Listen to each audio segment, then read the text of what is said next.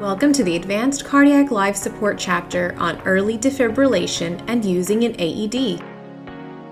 In a situation where a person goes into cardiac arrest, sometimes defibrillation is the only treatment that can restore normal heart activity.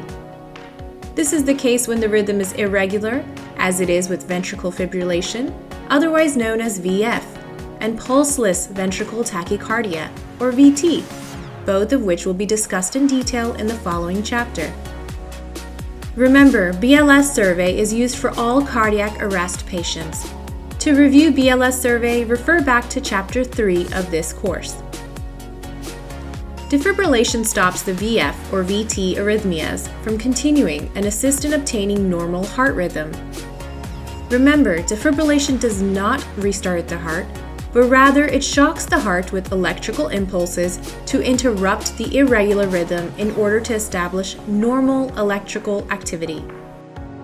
For the highest chance of survival, defibrillation should be immediately followed by CPR. The most common rhythms seen in sudden cardiac arrest are VF and pulseless VT, and because of this, early defibrillation and the use of an AED is critical to the survival of the patient when suffering from an arrhythmia. Let's go over the steps to correctly operate an AED, which are often found in many public places. There are different models and manufacturers of AEDs, but most of them can be used simply enough by taking the following steps. Step 1. Turn on the AED. Step 2. If the patient's chest is wet, first wipe it dry. Next, pick the correct electrode pads to use, either adult or pediatric. Pediatric pads should be used for children under 8 years of age.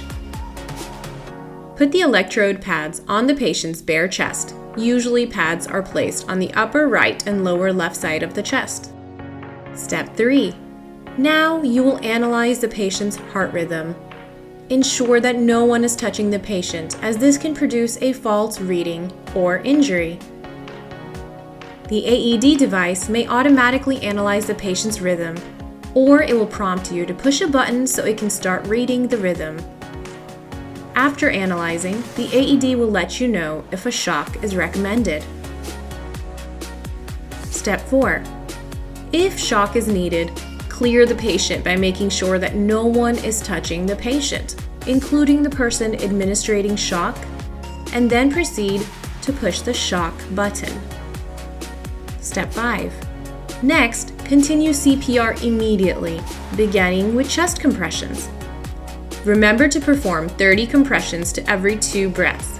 After 2 minutes, the AED device will tell you to repeat steps 3 and 4 of analyzing the rhythm and applying shock if necessary.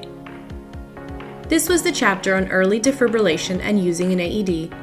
Please proceed to the next section of this course to learn more.